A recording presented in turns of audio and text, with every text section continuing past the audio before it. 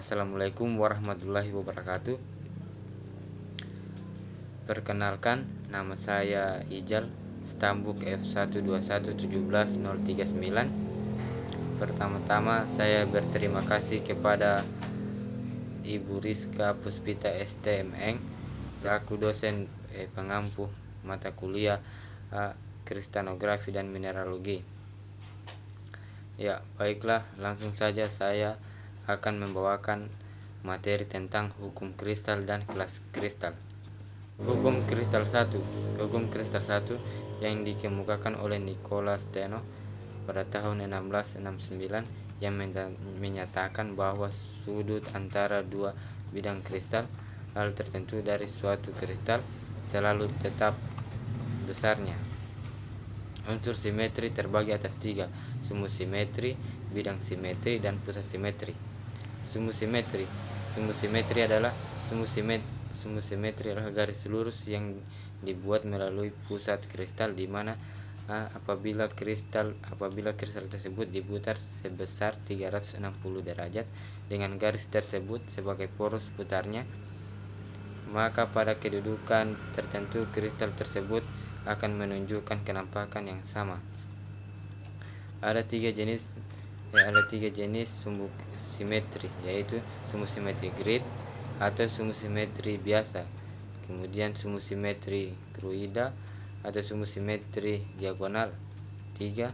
Sumbu simetri inverse atau putar.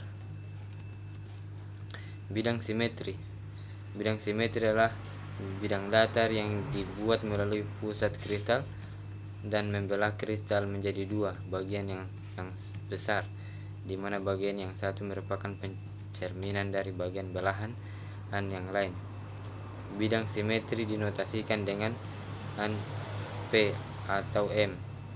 Terdiri dari tiga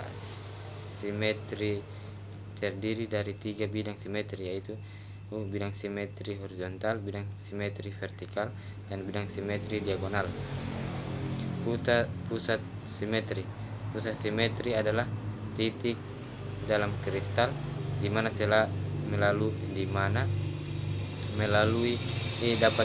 dapat dibuat garis lurus sedemikian rupa sehingga pada sisi yang satu dan yang lain jarak yang sama dijumpai kenampakan yang sama, atau tepi, sudut, dan bidang.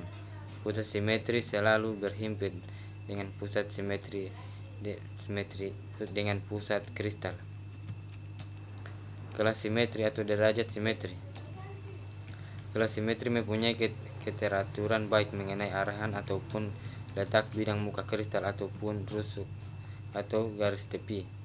Keteraturan tersebut merupakan bagian dari simetri suatu kristal. Simetri atau derajat simetri dengan kristal lain yang biasanya berbeda, sehingga ketidaksamaan tersebut dipakai dalam pengelompokan kristal. Penentuan kelas simetri. Penentuan kelas simetri didasarkan pada kandungan unsur-unsur simetri di mana oleh setiap bentuk kristal. Ada beberapa cara untuk menentukan suatu bentuk kristal, diantaranya yang umum digunakan adalah menurut Hermann Manguin dan Schonfeld. Baiklah, saya akan mendeskripsikan satu sistem kristal, yaitu sistem kristal ortorombik. Kelas kristal rombik di piramidal, bentuk kristal di piramidal, pres, dan pinakoid. Unsur simetri.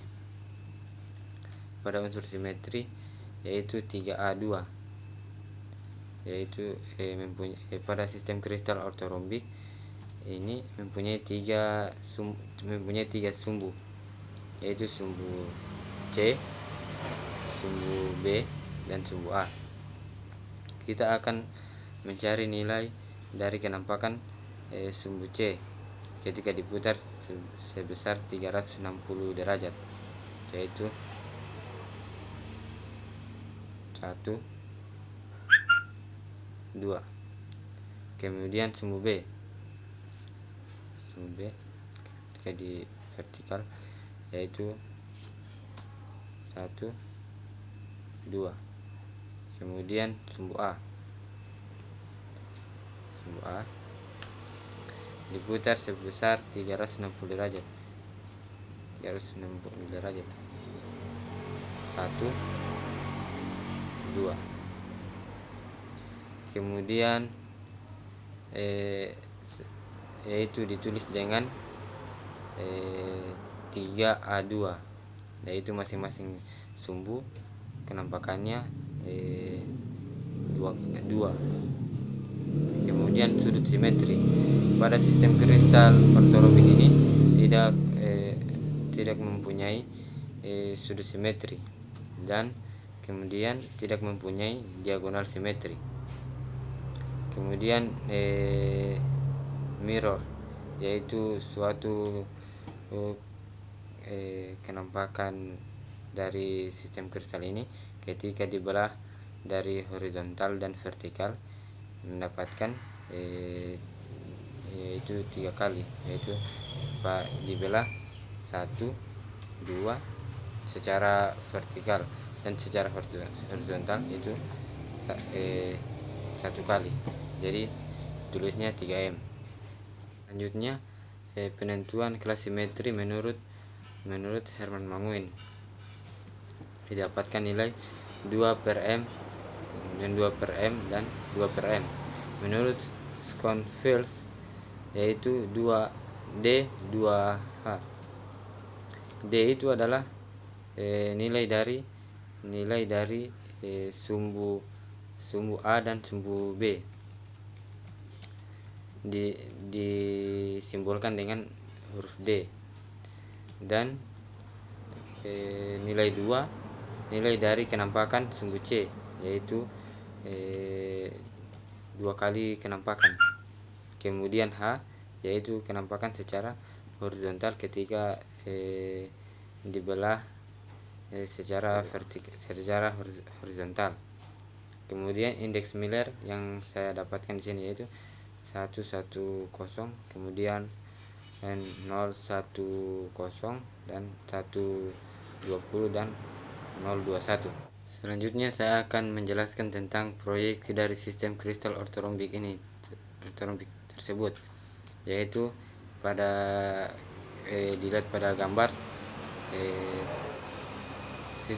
sistem kristal ini mempunyai 3 sumbu dan mempunyai kenampakan sebanyak 2 kali pada masing-masing sumbu, yaitu dengan pada sumbu C kita notasikan sebagai bentuknya oval dengan kenampakan 2 kali. Kemudian pada sumbu A dan sumbu B kita garis setengah lingkaran, yaitu kenampakannya 2 kali juga. Itulah pemaparan dari saya, lebih dan kurangnya mohon maaf. Wassalamualaikum warahmatullahi wabarakatuh.